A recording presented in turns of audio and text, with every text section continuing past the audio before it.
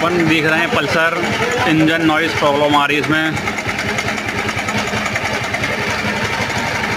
इसमें काम होना है इंजन का। क्योंकि आप सुन रहे हैं गाड़ी की आवाज़।